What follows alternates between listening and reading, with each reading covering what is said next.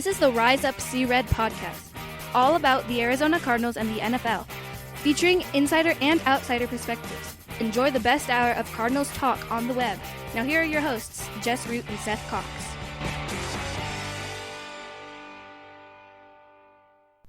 Hello, Arizona Cardinals fans, and welcome to the latest edition of the Rise Up See Red podcast, the best hour of Cardinals talk on the web. This is episode 273.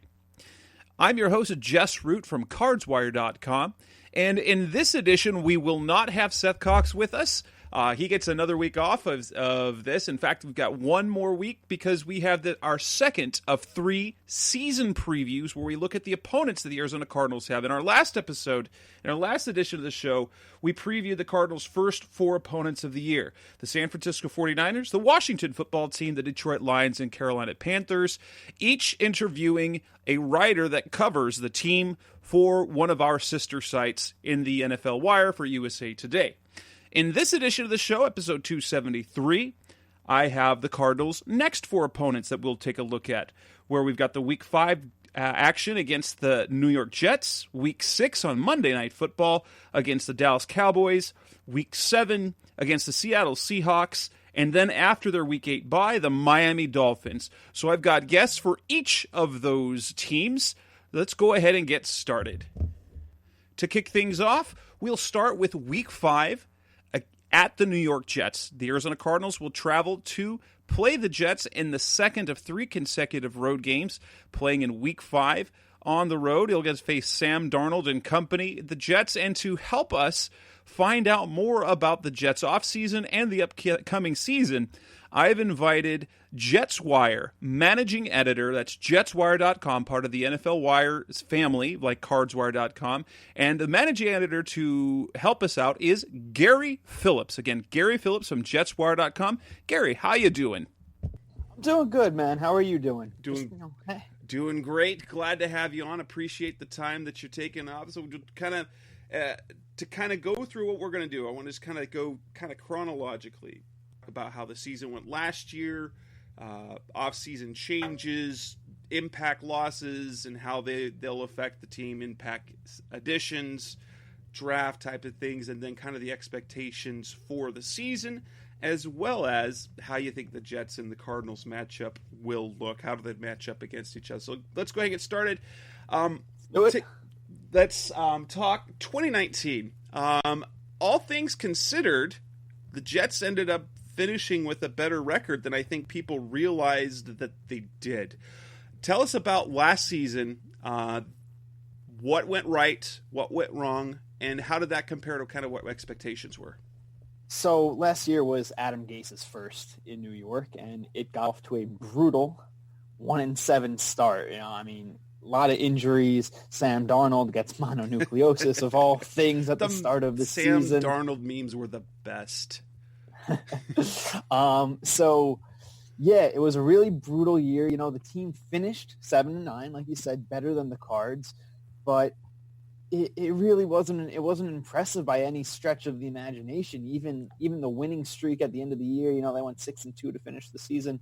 A lot of that was because Greg Williams led defense, an injury-plagued defense that was starting no-names and journeymen and scrubs, and they overachieved. The Jets had a string of 3 straight games in the middle of the season where they scored 34 points, and it looked like, all right, maybe Gase's offense and Darnold, that they're finally clicking. But over the last couple games of the season, they averaged under 16 points a game. There was nothing to write home about as far as the offense or Adam Gase in his first season. So the hope that they turn that around this year, they got a lot of new offensive linemen. They've got a few new skill position players, but it's going to be tough. So how was Darnold's play? Darnold's, I know he's got the talent to be really good, but he also has the decision-making to be really bad.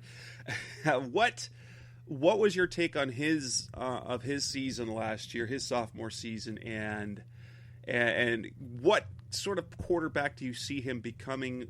Who's the quarterback that he kind of reminds you of? Well, let's start with last season. It was inconsistent. There's no other way to put it. Was that necessarily all his fault? No, but focusing on what he can control, he needs to get better at his decision making. He needs to get better at his pocket passes. When he stays in the pocket, he needs to be better with his play calls at the line of scrimmage, reading defenses. He's got these flashes where, especially when he's outside of the pocket, when he's on the run, he can work some magic. I mean, he can make some crazy plays, the type of stuff that you see in video games, but that's not a recipe for winning football games. Now, as far as not being his fault, it's his second season in the NFL. He's with his second head coach, a brand new offense under Gase. He essentially didn't have an offensive line blocking for him last year. He didn't really, same thing with Le'Veon Bell. He didn't have anybody to run behind, so that kind of mitigates that big offensive weapon that you added in the offseason. Robbie Anderson and Jamison Crowder were the only two guys he really had to throw to. There was nobody there really to help him out. With that said, he needs to be better in year 3. Good stuff. Now, Adam Gase is an interesting case for me. The Jets wanted, one way to put it. When the Cardinals, because the Cardinals they interviewed him, and there were a lot of people here that were really thrilled about it and wanted him to be the hire. And I've always wondered about, he didn't particularly do well in Miami. He kind of reminds me of Todd Haley in terms of abrasive personality. What's your take on Gase and how he's done so far? Because it could have gone either way, I think, where the Jets could have had Kingsbury and the Cardinals Gase, but it ended up being the other way around. I think that's probably a scenario Jets fans dream about. My take on him is that, he was a bad play caller last year. I mean, say what you want about the talent that he had to work with, or the fact that, he inherited a roster that was built by a GM, Mike McCagnon, who's no longer with the team. But he wasn't good last year. He wasn't a good play caller. And, like I said before, Greg Williams made a mountain out of nothing with the defense that he had and the injuries that he had on that side of the ball. Adam Gase is supposed to be this offensive genius, and he was supposed to take Sam Darnold to the next level. He was supposed to maximize a dual threat in Le'Veon Bell. He was supposed to, make Robbie Anderson into a far more refined route runner and overall receiver than he was in his previous years in the league. And none of that really happened under Gase last year. So he's got some better pieces now on his offense. We know that the defense is capable. There's no excuses here in year 2. I mean, if they don't win, and it's going to be hard for them to do so because there's better teams in the division and they've got an incredibly tough schedule. But if they don't show results and that offense doesn't do better than ranking near last in the league in every major category, that's going to be it for him and possibly overall as a head coach. Let's fast forward to the offseason now. Who are the impact losses that in free agency? How will that affect them? And then who have they added to the roster that Cardinals fans should be able to pay attention to, especially in that matchup? So the only big loss really was Robbie Anderson. That was probably the guy that Sam Darnold had the most rapport with in his first 2 years in the league, biggest connection with. He's gone to Carolina. The Jets brought in Rashad Perriman, very similar skill set.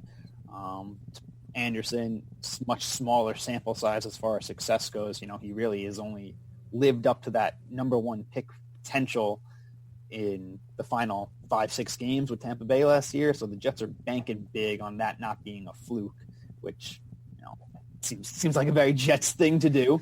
But they also drafted Denzel Mims, a rookie wide receiver out of Baylor. So hopefully those two on the outside combined with Crowder in the slot, that's going to make for a better a better trio of receivers for Darnold. They also brought in Frank Gore to lighten load on Le'Veon Bell, add some experience to the locker room as well. Hopefully that helps.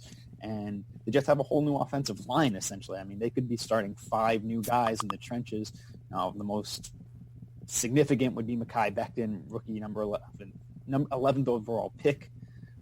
They also brought in Connor McGovern to hopefully cure their woes at center. So it'll be interesting to see what the Jets do with all these new pieces. They didn't add any wow skill players, but they upgraded all over the offense. So we shall see. Good stuff. Now, offseason issues that we'll run into. Obviously, the Jamal Adams trade request is kind of looming over things. How do you see that playing out? What are the effects that it might have on the team? I mean, right now, I don't see why the Jets would trade him. They can control him for up to 2 more years, as many as 4 with the franchise tags.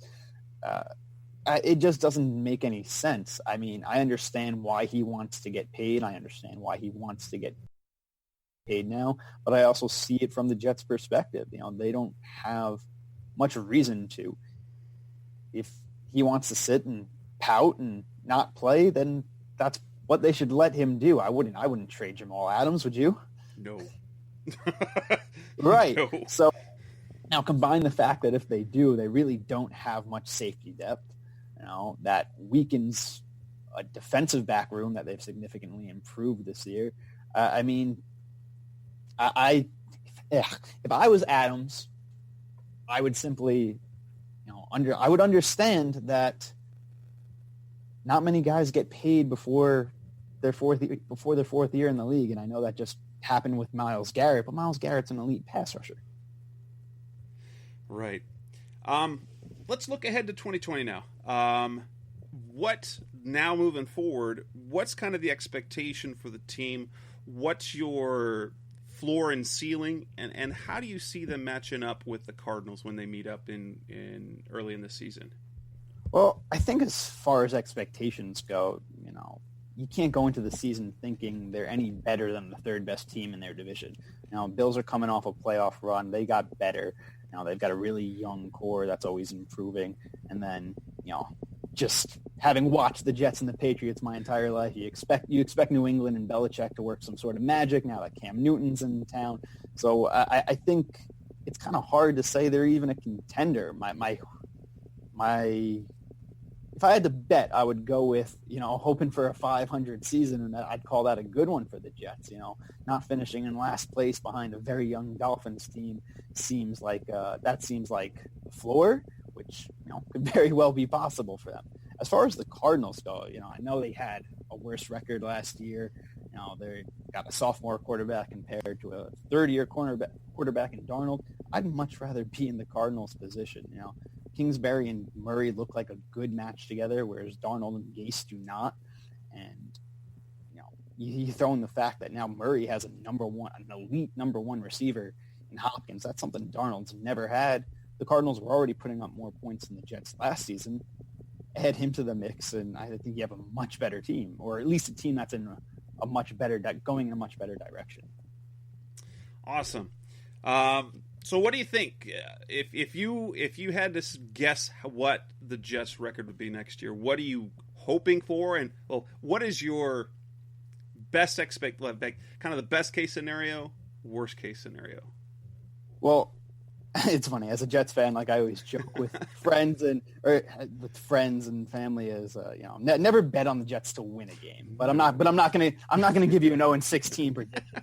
I would say worst case scenario is 6 wins, and best case scenario with the division and the schedule that they have to play this year, it's really hard for me to see them going more than 8-8, 500. Well, that's like a really close floor and ceiling, which is both encouraging and disappointing, I'm sure. Yeah, I mean, if that's how you want to spin it. Well, appreciate your time, Gary. Over now on Twitter, how can Cardinals fans interact with you? Obviously, it's your site for the network. Is it Jets Wire or the Jets Wire? It is the Jets. Okay, the Jets Wire. It goes between that with some of the sites. So thejetswire.com. It's one of the USA Today sites. And how can fans find you on Twitter? I am at Gary H. Phillips on Twitter. Thanks for your time, Gary. Appreciate it as always. Coming up next on the Rise Up Sea Red podcast, the best hour of Cardinals talk on the web. We've moved on to the Cardinals' Week 6 opponent, the Dallas Cowboys, on Monday Night Football. We've got another opponent preview coming up next on Rise Up Sea Red. We're back on the Rise Up Sea Red podcast, the best hour of Cardinals talk on the web. Next up in our season preview, going through each of the teams, the Cardinals' opponents this season are the Dallas Cowboys. And to help us with that, I have invited, and he has accepted graciously, Katie Drummond from CowboysWire.com, the NFL Wire site from our USA Today NFL Wire. And he is on, and he will talk to us about the Cowboys. Katie, how you doing? I'm doing good, Jess. How are you, my man? Doing fantastic. Now, KD's been covering the Cowboys for quite a while. How long have you been covering the Cowboys? Since 2010. So I basically have done, actually mid-season 2010. So I've done the whole Jason Garrett regime, and this is going to be my first season with a new head coach for the Cowboys. Everything I've done has basically been since Jason Garrett took over mid-year for Wade Phillips. So, yeah, we've been covering about the same time. So let's look back on the Cowboys season last year. We'll kind of go from 2019 moving forward. We'll talk about the season, how it went compared to expectations, offseason gains and losses, things surrounding the team, and then kind of look ahead to 2020, the expectations there, as well as that Monday night matchup that we're excited for. 2019, you guys didn't make the playoffs. It was close. How did 2019 go? What went well? What didn't go well? And, well, how did that go compared to expectations? Well, it was definitely a disappointing season for the Cowboys. There's no way to cut it. Expectations were high based on, winning the NFC East the year before. But one of the biggest challenges that they had was that Jason Garrett was a lame duck coach. A lot of people thought that despite how the season ended, that he could have been fired. He could have been let go. He was entering the last year of his contract, but the Cowboys chose to keep him. And things just kind of seemed to spiral downhill from there. If you're not going to extend your coach, if you're not going to give him that vote of confidence, Jerry Jones believed, he even said that he thinks people that are working without a safety net of a future year do their best work. It had worked previously for the Cowboys. Jason Garrett, had faced that scrutiny before and come through with flying colors in, I believe it was 2014. They went into the season without him having a contract, and that was the great year that ended up with disappointment, obviously, with the Dez caught it in Green Bay, but they were able to win a playoff game, get to the divisional round, and he basically wanted to capture that magic again. But things had gotten stale in Dallas. There was a lot of inconsistency, a lot of not knowing what was going on around the team. There was coaching, different coaches fighting with each other. There was something between the defense coordinator and the linebacker coach, where the linebacker coach ended up basically getting sat down. He wasn't officially suspended, but he was sat down for a couple games because of a conflict with the DC. There was players and not really doing what they wanted to do. And basically the lame duck season infected the whole campaign. And despite Dak Prescott emerging as one of the better quarterbacks in the NFL in 2019, the whole ship was just kind of in a weird, rowing in multiple directions, and everybody was just ready for a change. It was one of those things where the coaching staff just kind of wore the team out. The message got stale, and pretty similar to what happened with the coach that is now in charge of the Cowboys, Mike McCarthy in Green Bay, where a quality coach that had some skins on the wall, but it just didn't.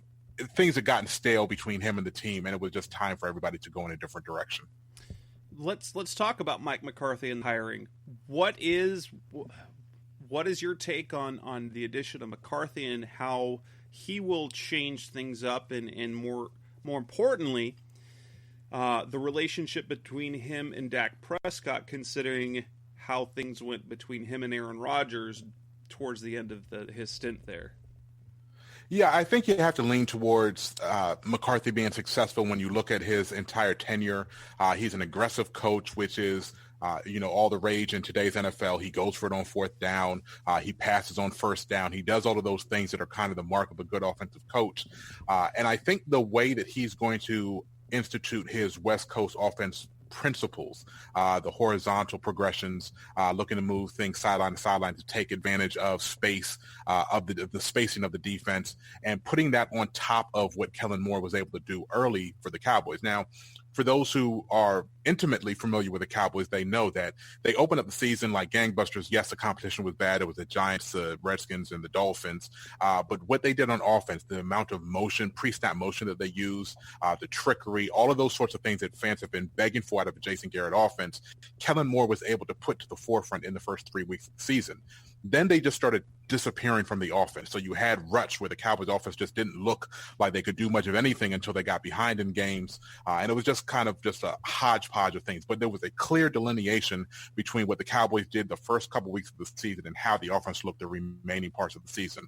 The hope is that McCarthy, and he did retain Moore as his offense coordinator, and he's maintaining Moore's verbiage as far as how he calls the offense. Everything from the West Coast offense is now going to be put in the way that Kellen Moore and Dak Prescott communicate to keep that chemistry going and to interrupt the progress that they've made as little as possible. The hope is that the knowledge that McCarthy has, the West Coast principles, on top of the golden boy genius that everybody thinks Kellen Moore is as a future head coach in the league, combining all of that into one offense will give the Cowboys the opportunity to really blossom.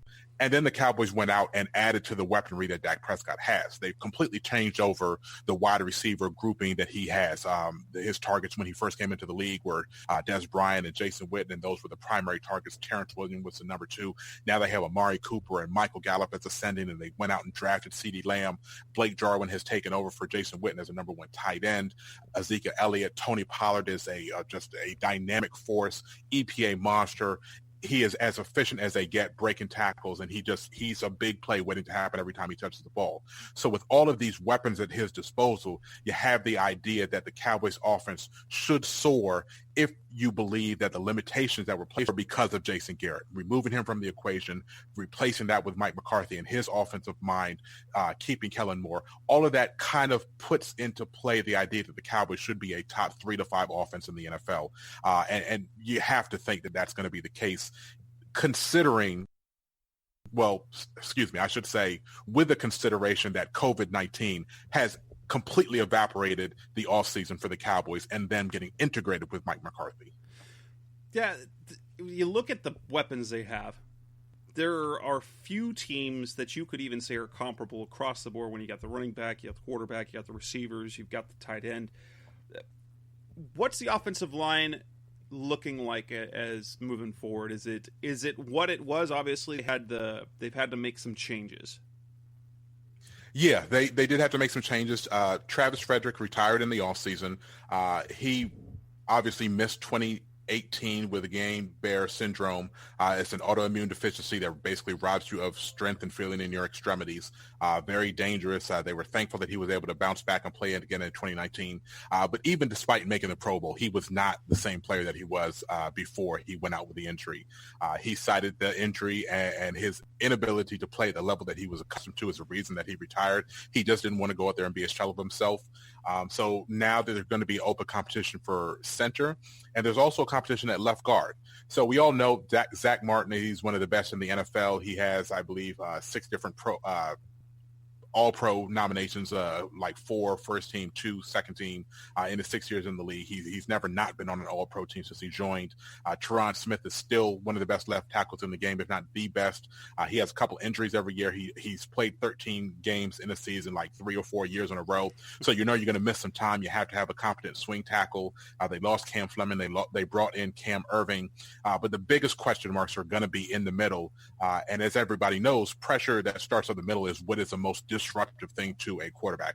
A lot of attention is paid to the left tackle as being, the blindside protector. But if you can't protect up the middle, you have an issue because it basically will cut your field in half when the quarterback has to scramble. Now, Prescott is great at scrambling and throwing on the run, so that's mitigated a bit, but you still need to have a good solution there.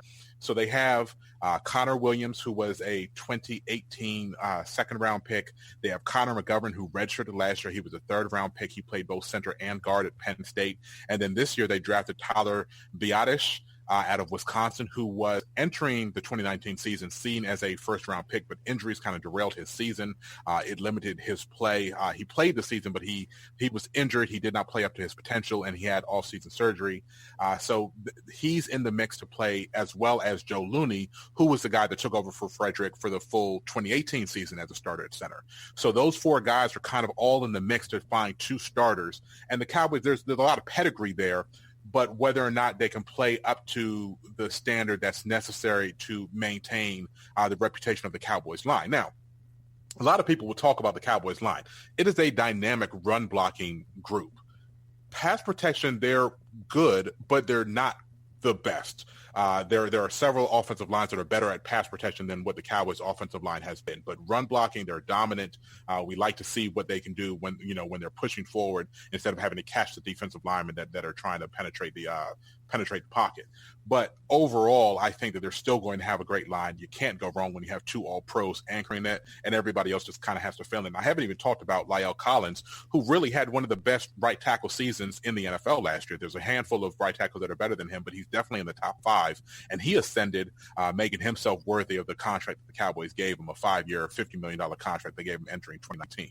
So all in all, you can't really complain about the Cowboys offensive line. It's much better than what many other teams have at their disposal. I think they do get a bit overrated in the national media as far as how good they are, but they're still a very, very talented group. Defensively, and you covered a whole bunch of stuff on the offensive side of the ball, and they look great there. Defensively, who have they gained? Who have they lost? Well, there's a reason why I focus on the offense, because the defense isn't very good. We have to be honest about where the Cowboys stand as far as their defense. They have DeMarcus Lawrence, who is one of the best edge rushers in the league. He only had 5 sacks last year.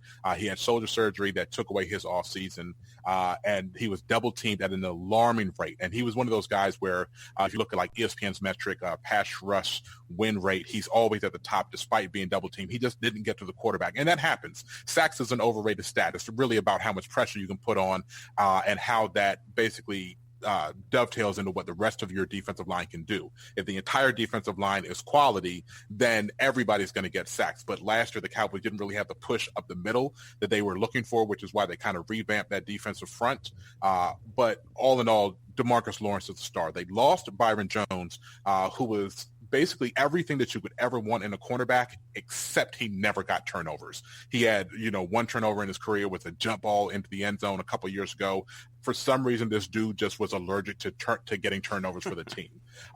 That's very important with the new staff, which is why they did not re-sign him. But you saw the contract that Miami gave him. Everybody in the league thought that Byron Jones was one of the best corners out there. He was definitely the best one on the free agent market, so he got big money elsewhere. The team did address those defensive line deficiencies. They went out and they signed Gerald McCoy to play 3-tech. They signed Dontari Poe to play the nose tackle position. They're going to be getting back Jerome Crawford. I think the loss of him to injury early in the year, he had hip surgeries on both hips. The loss of him to injury, he is the defensive front leader. And I think that's kind of why things fell apart for the defense last year. Sean Lee is aging. You lost Leighton Vander Esch. He played half of the season. He was out with a neck injury. He had a surgery over the offseason, but I went back and checked the film. Vander Esch seemed to get injured in the very first week of the season. So after having an all-pro level rookie season, he completely fell off in his play, but I think it was related to the injury, and then he just wasn't able to maintain with the hurt throughout the season and finally called it quits around mid-year. Jalen Smith, great guy.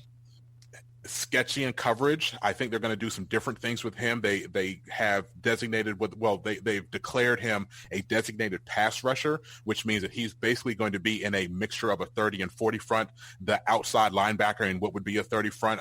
But they're going to use him in a variety of ways with 5-man fronts and things of that sort. So that's going to be very exciting because he is a dynamic pass rusher at the linebacker position. His issue is in coverage and being able to fall back. He had the devastating knee injury coming out of Notre Dame. He redshirted his rookie year, and it was slow to come around in his second year. And then he exploded. And then last year was a bit of a regression. So we'll see what they can do. They have to get him out of the middle. He can't be the middle linebacker with his deficiencies in running. So I'm very interested to see how they deploy him. But the secondary is an absolute mess. They lost Byron Jones.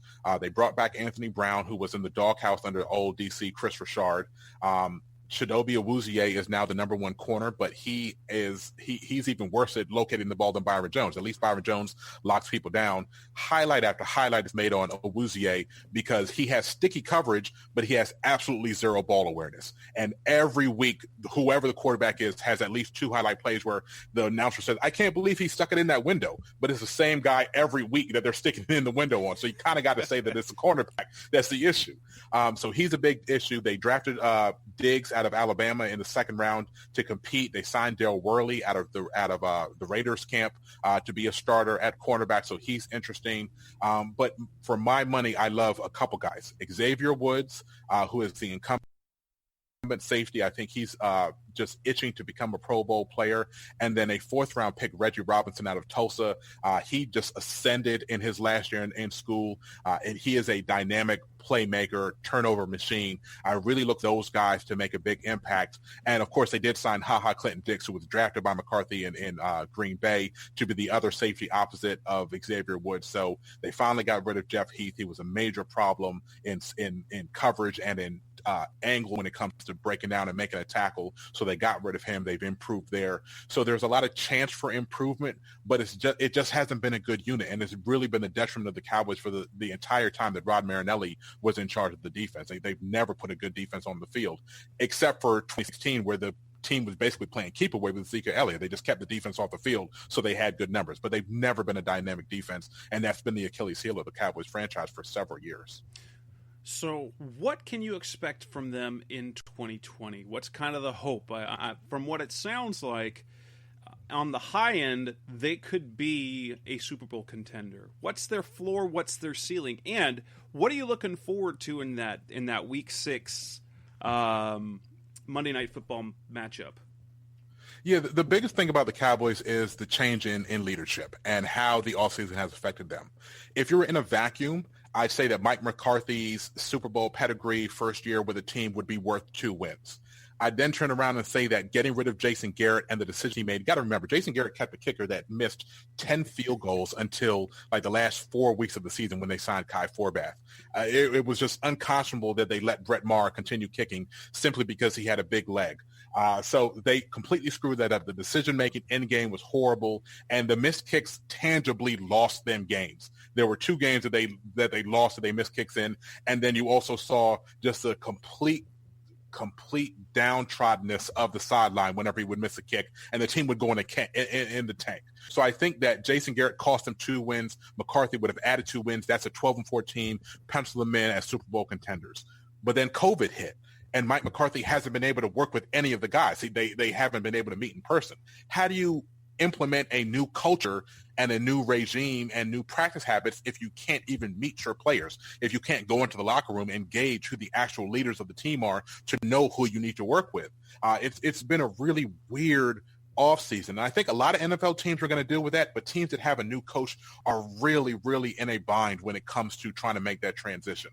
Can Mike McCarthy be that guy to overcome all of that? Sure. But if he doesn't, I'll be like, yeah, I kind of understand why it was so difficult for them to turn around. I think they're a 10-win team regardless. I think the Eagles have a leg up because they kept their coach, because they have the Doug Peterson system in place, and they could take time off and come back and just, oh, yeah, we did this last year, we did this the year before, and it's not new to anybody. So I think that gives them a bit of a leg up in that regard. I would say the Cowboys are more talented, but because of the coaching continuity, I would probably give the Eagles a leg up when all is said and done in the division. I think the Cowboys are capable of winning the division, but they're most likely going to be a wild card team to play it safe. But once they get in, if things kind of work out as the season goes along, I could easily see them being still Super Bowl contenders, even if they're coming from the wild card spot. Now, you kind of got to have the number 1 seed now that they've changed the rules. The number 2 seed doesn't even get a bye week anymore.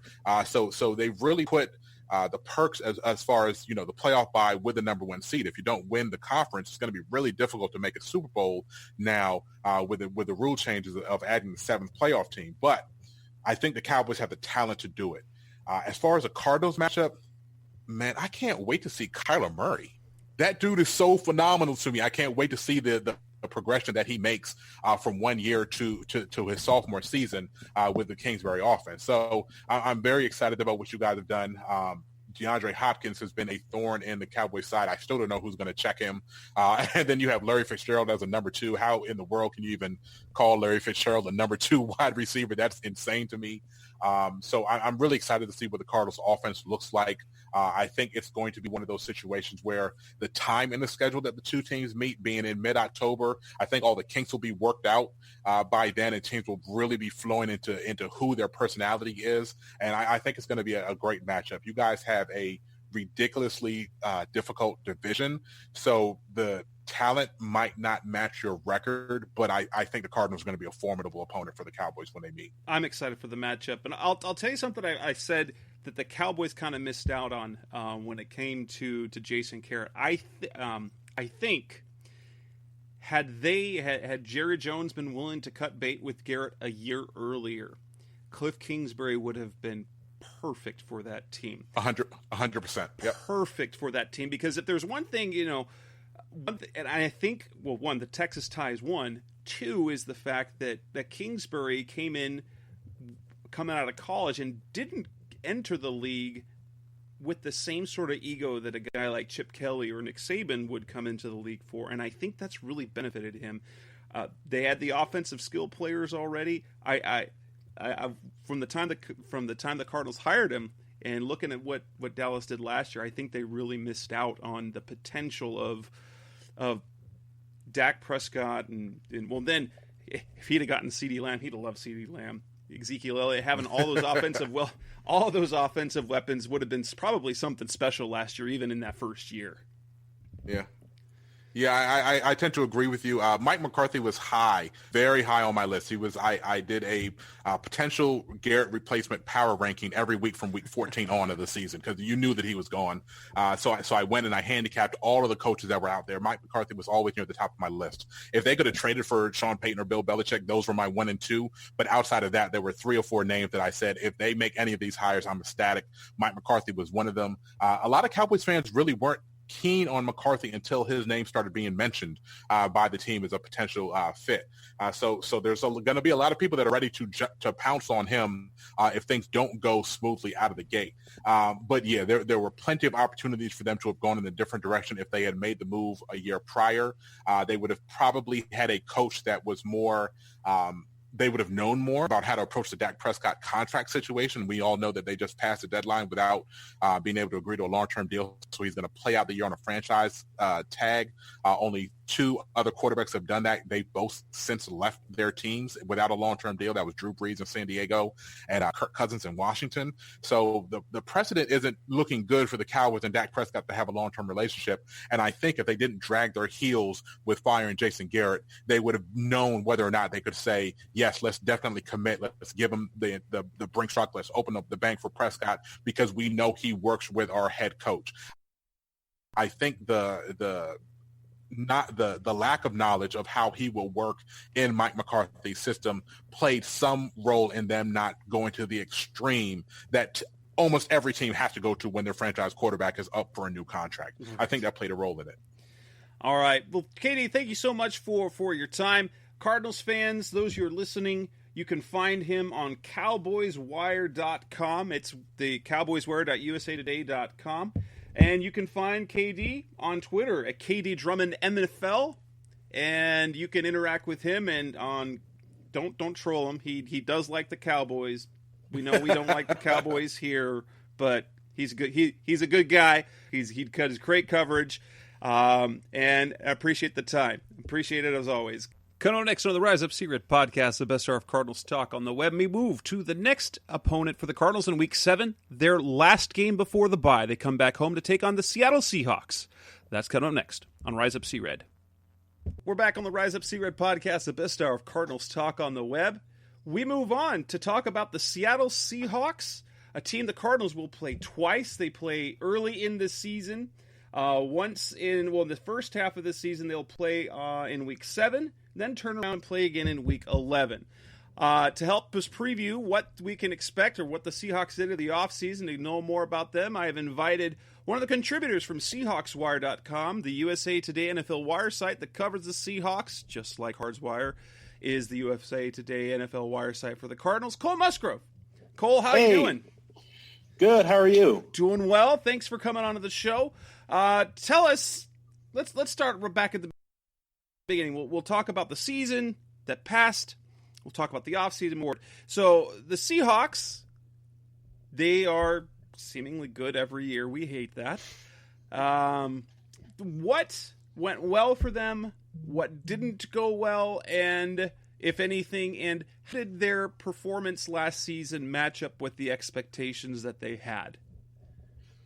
Well, last year Seahawks finished 11-5, which is actually their most wins, believe it or not, since the 2014 season.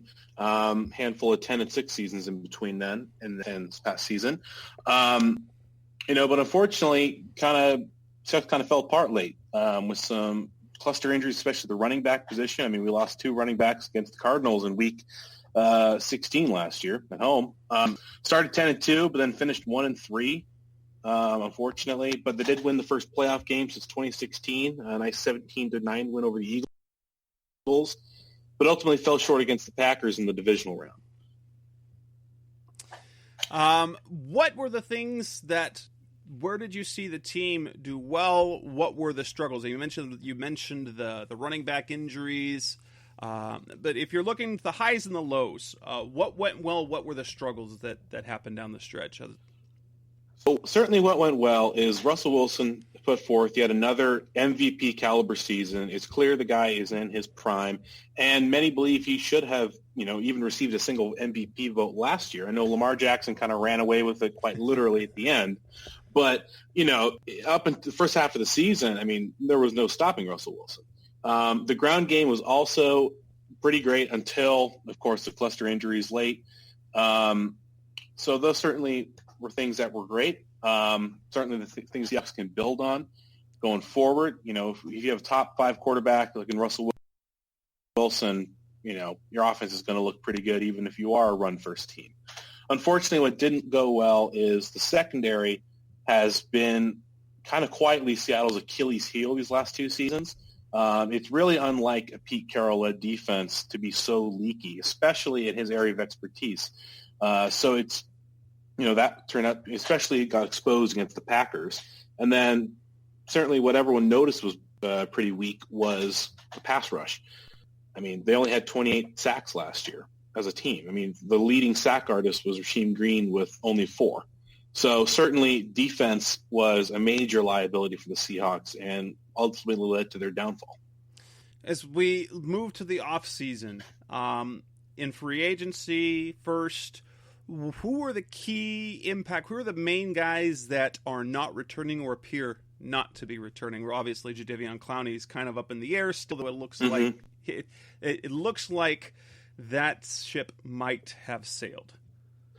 Well, there's a lot of question mark with Clowney going on right now. But with the coronavirus pandemic and NFL teams not allowed to bring players in, a lot of mystery still. I know the Titans, there's still room in the Titans, even after they just extended, Derrick Henry. But even there, the general manager just still says he wants to bring in Clowney for a visit. So, the only team that knows his body as well as he does is Seattle. But in terms of what we have actually lost, that, clear, they're gone. We've lost some pretty critical linemen. We lost DJ Fluker. He's been one of the better guards we've had. Longtime center Justin Britt and kind of a close personal friend of Wilson as well. Both have gone.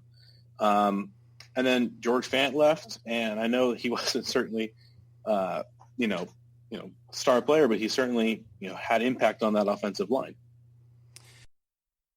And who are the guys who have been added that will be impactful this year? Well, how they address those holes that they now have, and who were their big pickups in free agency? Yeah, so I think the Seahawks feel real good about his 3rd-round pick, Damian Lewis. He's a guard. He's pretty versatile. He's played center, guard, right tackle, left tackle. He's played he's kind of a Swiss Army knife of the offensive line. So I feel like that acquiring him makes losing a DJ Fluker, a little more stomachable for the Seahawks. They feel like they've got kind of his replacement already in the wings. As far as, offensive, free agent signing, they signed Greg Olsen from the Panthers. What's great about Olsen is, we still think he has a little bit of gas left in the tank. Him to be the 2015 version of himself. We just need him to be, solid couple 3 catches, 2-3 catches a game, move the chains, be a force in the red zone, at least until Will Disley gets back up and running full speed. Also signed Philip Dorsett from the Patriots.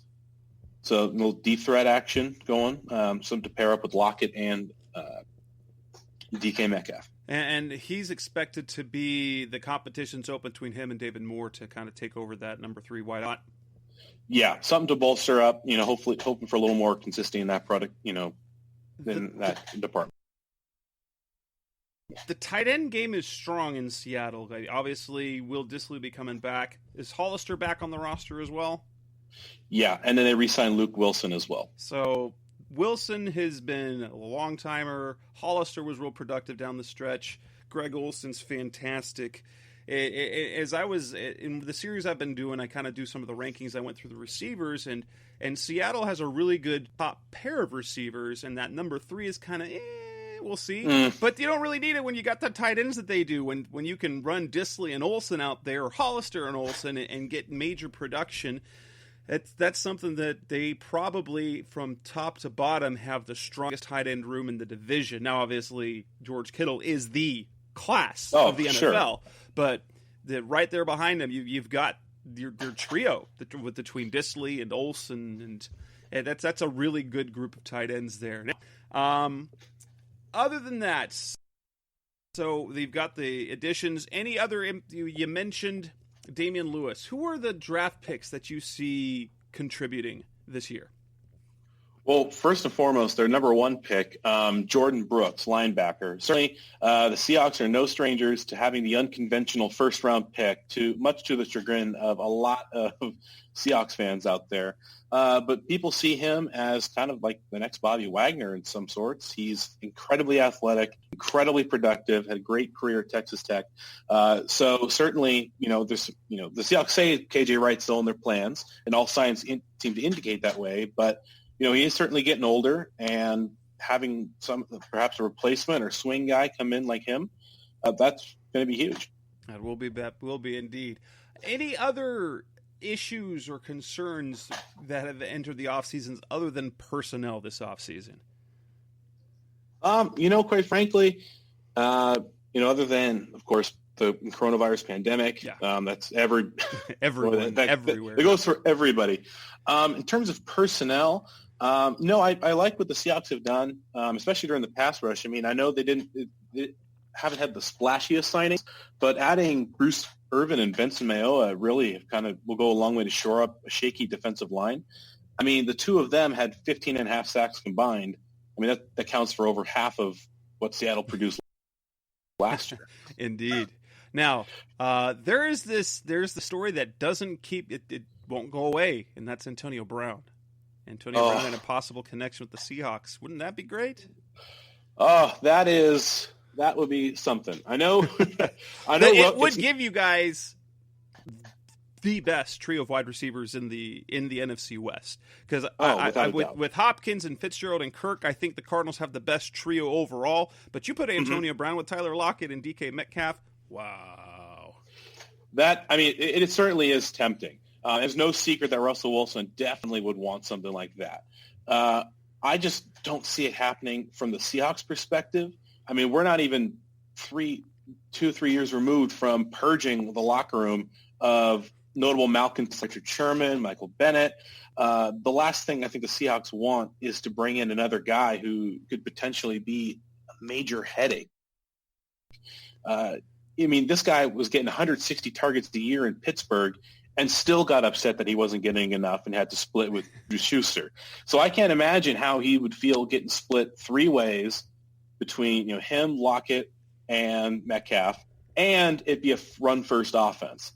So, I know he's trying to do some little image rehab, but the guy's a headache. I don't know if it's going to put it mildly. Yes, he is, but when he's on, that guy can ball. Now, the two-headed running attack, Chris Carson returns. You got Carlos Hyde. Rashad Penny's not going to be back for a while. What does that rushing attack look like entering this year? I think it looks like it's, going to be right back to where it was. By all accounts, Chris Carson looks like he's on track, rehabbing well, no setbacks reportedly coming out of that. If that's, if he's back to where he was and Carlos Hyde is another 1,000-yard rusher, Seahawks could have another lethal ground attack, which only helps Wilson in the play-action game. In looking ahead to this season, what are your expectations of Seattle in terms of their floor and ceiling, best case, worst case? How do you see them performing this coming season in terms of wins and losses? Well, if all things go right, I know with no weird cluster injuries and assuming Russell Wilson is performing at his normal level, I see 11 to 12 wins, being their ceiling. That certainly seems within the ballpark. I mean, they were 10-2 last year. So with Arizona, I know they're upcoming, but with San Francisco coming off a Super Bowl loss and the Rams looking like they're kind of starting to rebuild, the division's certainly in play for the Seahawks, and with expanded playoff field, then playoffs should be the expectation. As far as basic, I mean, with a franchise caliber quarterback like Wilson, I can't imagine the Seahawks, barring something catastrophic, losing more than 8 games. So 8-8, 9-7 is probably the basement for this team. But I just think, all healthy with the quarterback, coach, they're still going to be in the mix at the end of the season. Are we ever going to get out of this rut of the Cardinals beating Seattle in Seattle and Seattle beating Arizona in Arizona? Because I haven't seen a win. Like, the Cardinals haven't beat them in our home stadium since Russell Wilson's debut in 2012.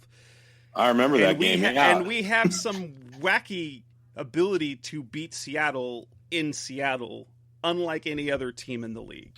I don't get it. It makes absolutely no sense. We go to Glendale and we win often convincingly. I know there was that weird fluke tie, but it usually, neither team really wanted to win that game. That was stupid. No, they were trying their best to lose it, and neither of them did. But for whatever reason, when the Cardinals come up here, we suddenly don't even know how to pick up first downs.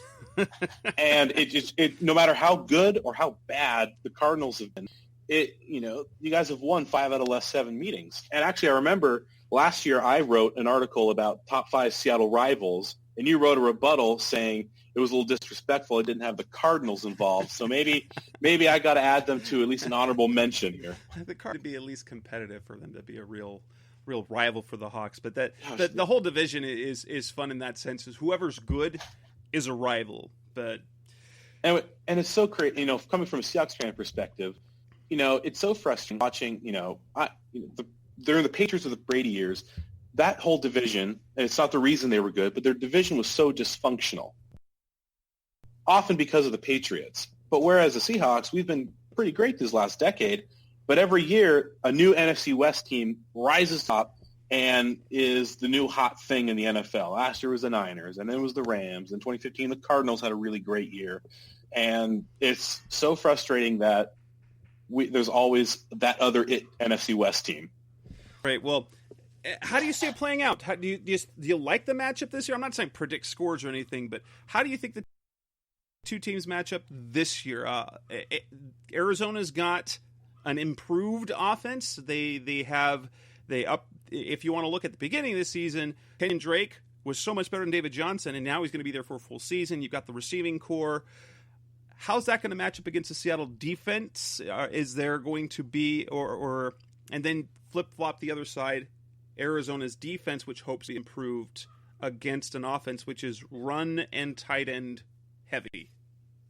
Well, I tell you what, when I saw the update that the Cardinals acquired DeAndre Hopkins for, a McDonald's coupon from the Texans, my heart just sunk. I got PTSD from when, he visited the Seahawks as the Texans a couple years ago and had like 200 yards receiving. And that was with, Richard Sherman, Cam Chancellor, Earl Thomas, Michael, the old school Legion of Boom. And he just absolutely torched us. So now I'm thinking, oh boy, he's going against a considerably more questionable secondary. With 2 other really capable receivers and a quarterback that looks pretty promising. I think the Cardinals offense is going to have some real success, especially if Quentin Dunbar, our big secondary acquisition from the Washington team, I mean, that is a whole other can of worms. And I mean, they're going to have to make some kind of move, I think, to get a defender, but because I don't know if he will play. I mean, I don't want to get too into the weeds because I'm not a legal expert by any means, but it's an interesting situation to say the least. All right. We appreciate your time, Cole, talking Seahawks, kind of talking Seahawks Cardinals, giving us the lowdown for what's happened in the offseason. Listeners, you can find his work on SeahawksWire.com, SeahawksWire.usatoday.com. And if you want to interact with him on Twitter, you can find him at Cole with a K _ Musgrove on Twitter as well. Cole, I appreciate the time. Coming up next on the Rise Up Sea Red podcast, the best of Cardinals talk on the web. We'll be back to talk about the Miami Dolphins, their 8th opponent of the season, and their first after their Week 8 bye. That's coming up next on Rise Up Sea Red. We're back on the Rise Up Sea Red podcast, the best of Cardinals talk on the web, and we're moving on to a new segment of another Cardinals opponent in the 2020 season. We're going to focus on the Miami Dolphins, their Week 9 opponent. Their Week 9 opponent after their bye week. And to help us kind of get to know the Dolphins and what they've gone through the last year and looking forward to what they're expected for this year, I've invited Kyle Krabs from our sister site Dolphins Wire, the NFL Wire site covering the Miami Dolphins. Dolphins Wire's managing editor Kyle Krabs is with me. Kyle, thanks for coming on the show. Thanks for your time. And how's everything going out there? It's going great. Thank you, Jess. And it's always a pleasure to get together and talk ball, and looking forward to a dynamic with two teams that only see each other once every 4 years, unless, maybe we get lucky we play in the postseason sometime. That'd be pretty fun. But it would have been fun for the notion of a Kyler Murray versus Josh Rosen Super Bowl, although we know that's, now that they've got Tua, that's probably never going to be the case. No, it will not. Needless to say. So let's take it back to 2019. Sure. Obviously, the Dolphins had a first-year head coach in Brian Flores. Things started very badly and got a little better as the year went on. Sort of what were expectations going into last season? What went well? What didn't go so well? And how did the Brian Flores regime play out? Because for me, it looked almost a lot like the 2018 Cardinals with Steve Wilks, only the Dolphins decided to roll with him at least another year. So entering into the 2019 offseason, when the Dolphins decided to make the regime change and fire Adam Gase, and they relieved Mike Tannenbaum from his duties as Executive Vice President of Football Operations for the team, everyone kind of knew that it was going to be a tough year. And the Dolphins deciding to hire Brian Flores, and Brian Flores coming off of that Super Bowl win for the New England Patriots. The Dolphins were the last team to hire assistants, and that's why we get to the end of the 2019 season, and Brian Flores has 2 coordinator changes, and he fired his offensive line coach 2 weeks into training camp. You could kind of tell that the deck was stacked like all the way across the board, from the coaches that were available for him to hire to be assistants, and the Dolphins just shedding bad contracts as much as they possibly could, kind of adopting almost like an NBA-style approach where they were willing to pay money to offload players for low-value picks just to get the contracts off the books, because contracts like Robert Quinn, who they ate a $1 million roster bonus on the third day of the 2019 calendar year for the league, just to trade him for a 7th or 6th round pick to the Dallas Cowboys. And Ryan Tannehill, they ate $5 million of his 2019 salary just to trade him for a 4th round pick. And it was really based on the way Mike Tannenbaum ran the team and was consistently restructuring contracts to push off and defer guaranteed money, and then sign other big-name contracts because they always felt they were 1 or 2 players away. Well, that was the polar opposite of what you saw the Dolphins do this year, where they offloaded all these bad contracts, and then you get to the final couple days before the start of the season, and they trade Laramie Tunsil for 2 1s and a 2, and then they trade Minkah Fitzpatrick after week 2, and there was just a lot of change to begin with. And then there was a loss of perhaps the Dolphins' best player on the offensive and defensive side of the ball within the first 2 weeks of the season. And that's why you see the Dolphins start the year 0-7 and the tank for Tua narrative. But the team finished the year 5-4 over their final 9 football games. And they really seemed to, with Ryan Fitzpatrick as the quarterback, kind of energizing that team. And Brian Flores was very aggressive with his coaching mentality. So if I look for positives from a 5-11 campaign that resulted in the number 5 overall pick in the 2020 NFL draft, it was the fact that there were several players, Devontae Parker being one of them, Mike Gesicki being another key notable player, Eric Rowe on the defensive side of the football, players who had struggled to live up to their billing as high-value draft selections, who under the play of Brian Flores were able to evolve and level up their style of play. And then from a coaching perspective, Brian Flores very aggressive. He was willing a lot of trick plays, surprise onside kicks, fake field goals, and willing to go for it on fourth down, which was a breath of fresh air, knowing that you're working with the deck stacked against you from a talent perspective because the team just desperately had to hit the reset button. A player familiar to Cardinals fans, obviously the Dolphins acquired Josh Rosen in the deal to, the Cardinals needed to unload him. Steve Keim, didn't want to, but ultimately have to after getting Kyler Murray. What was the Josh Rosen experience in 2019? In 2018, it felt like the narrative around him is he didn't do well, but look at that supporting cast. It was as bad as it possibly could have been. And thus far in 2 seasons, we know that there's talent, but we've seen very little proof on the field that he's going to turn out to be anything. What was the take on Rosen last year? I know that Brian Flores was basically made him work, and change to even have a chance at starting, and then took it away from him. Yeah, so one of the interesting dynamics here was offensive coordinator Chad O'Shea and the offense that he brought from New England to Miami when he came with Flores this past offseason. And Rosen gets into camp, and his thought process is slow, and they're asking him to do a lot of setting of protections at the line of scrimmage and making checks and option routes. And that's a lot for a young quarterback to be able to process and handle. And it really felt like Rosen, from a physical perspective, I thought he had more zip on his ball than Ryan Fitzpatrick did. He was more fluid in the pocket than Ryan Fitzpatrick was.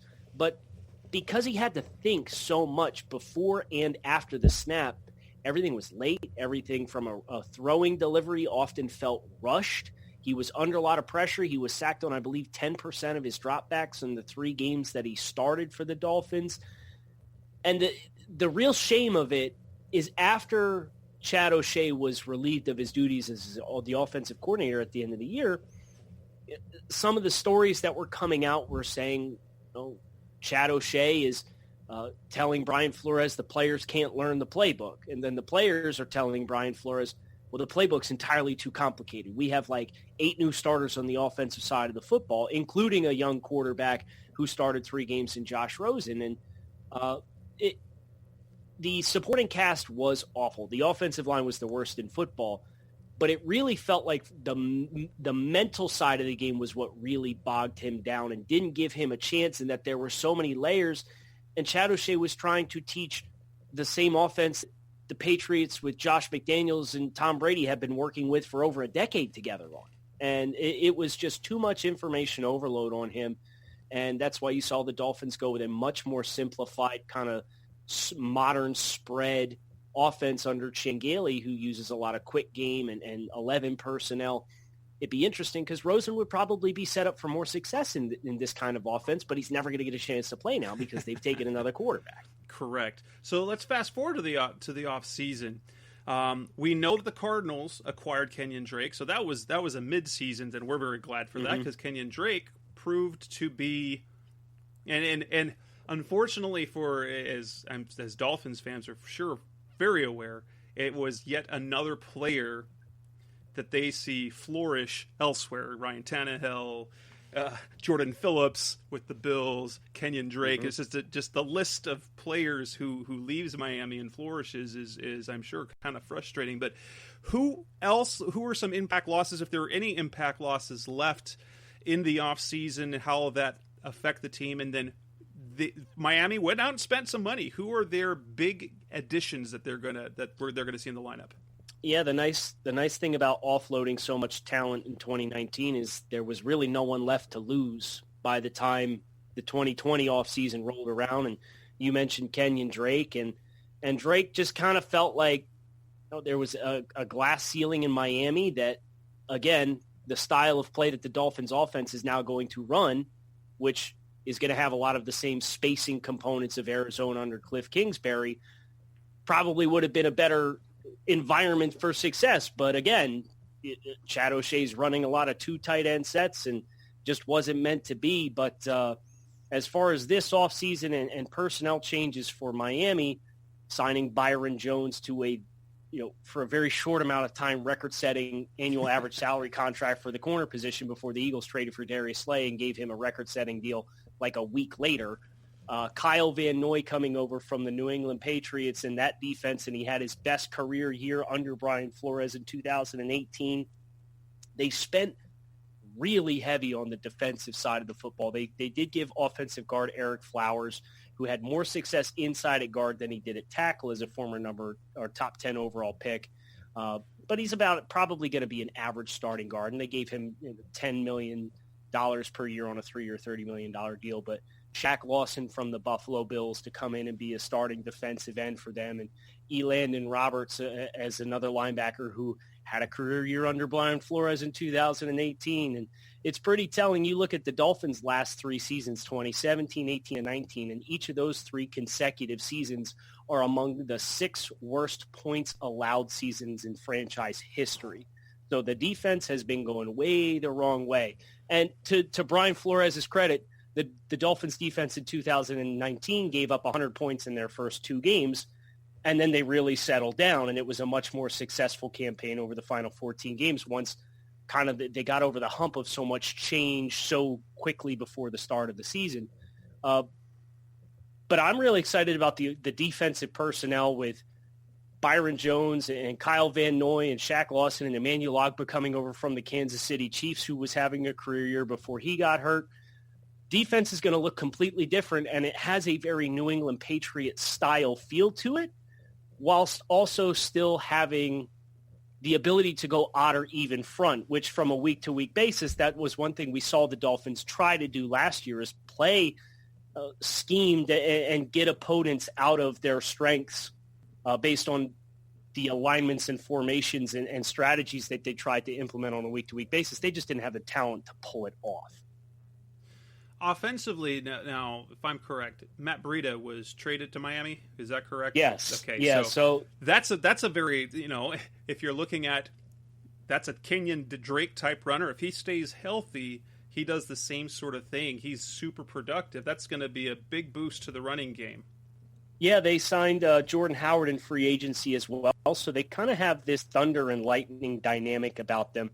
One of the things that, is kind of apparent between the offensive coordinator that they chose to bring in Shane Gailey and his history with 11 personnel and spacing the field between his last 2 stops in Buffalo and the New York Jets, and the quarterback that they ultimately drafted in the draft in Tua Tagovailoa, they're really honestly shaping up to try to replicate a lot of the same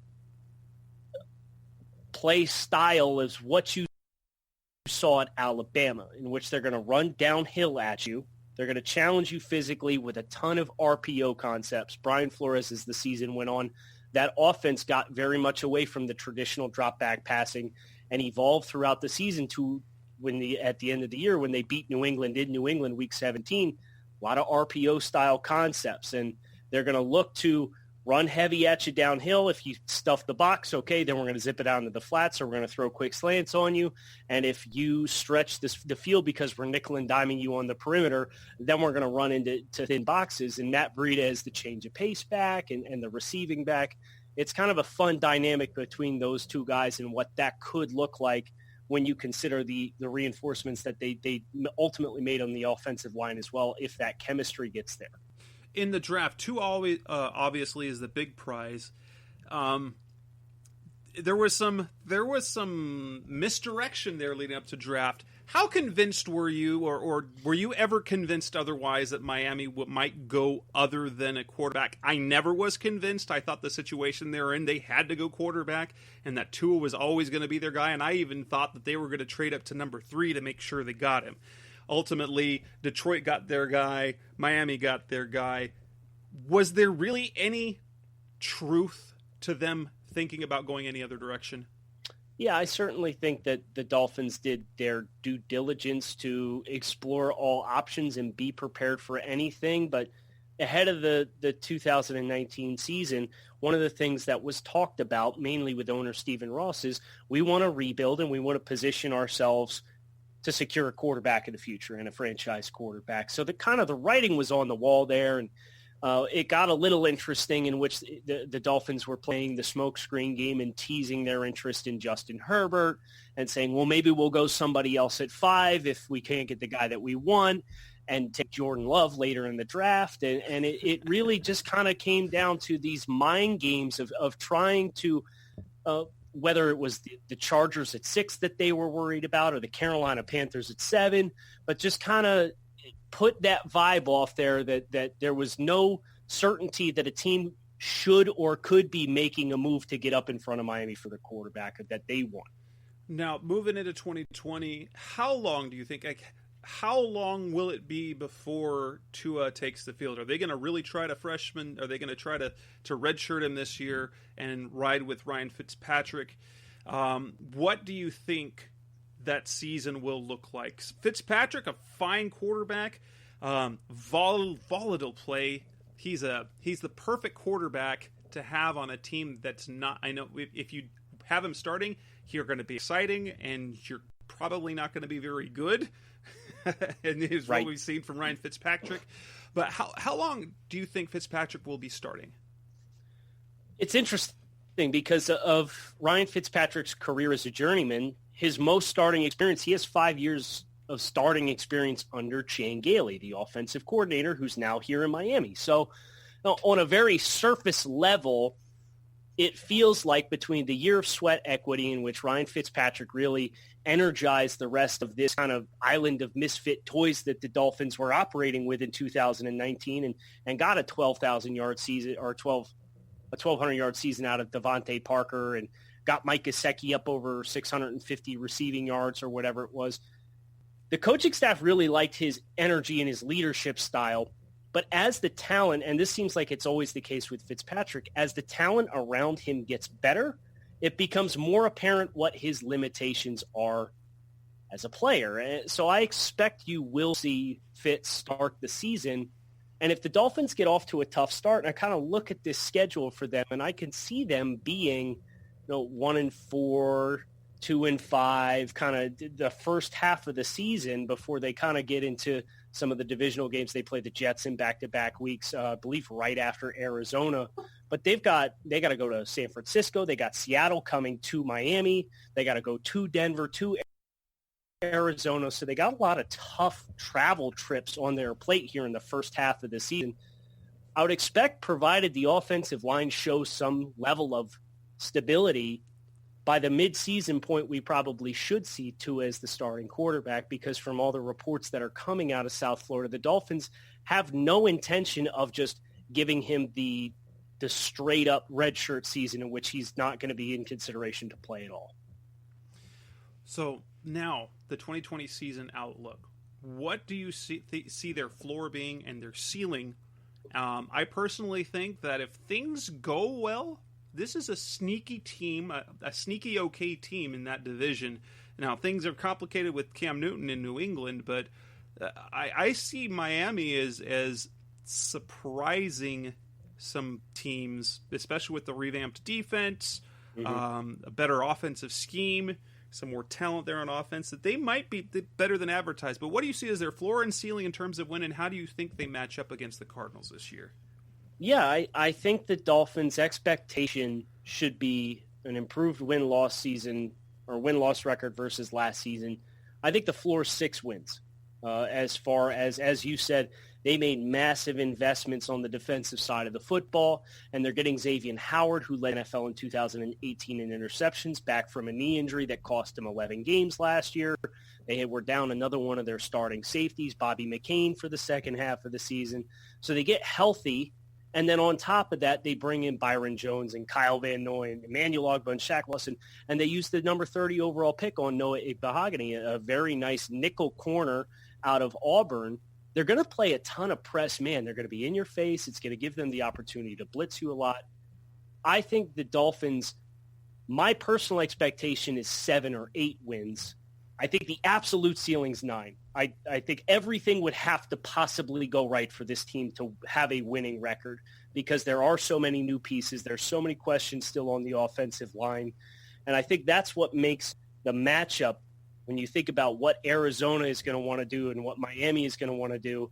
Miami is going to thrive in nickel.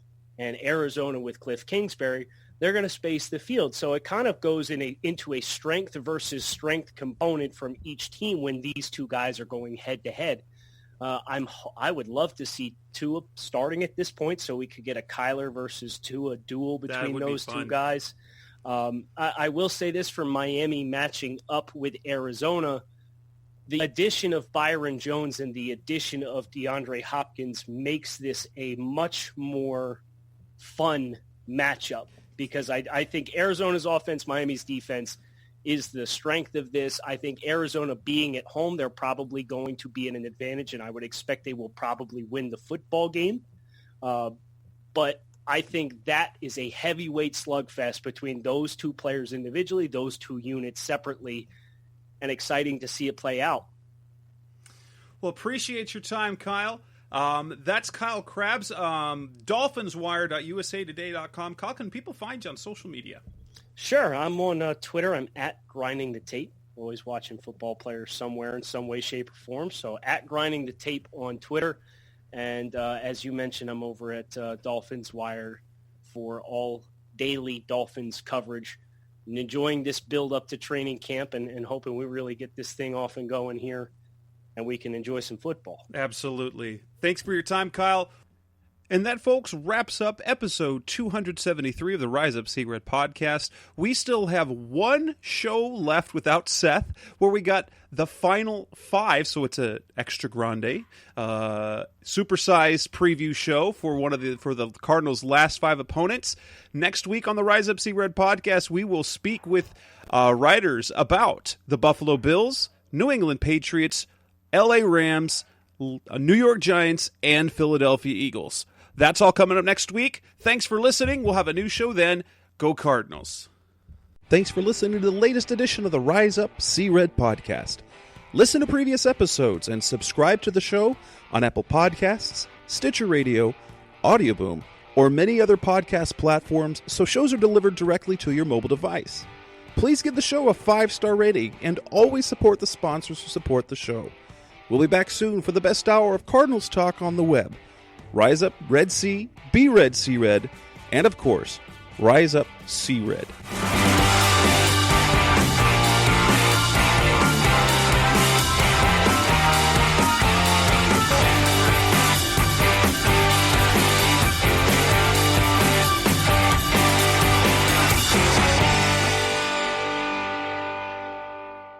Rise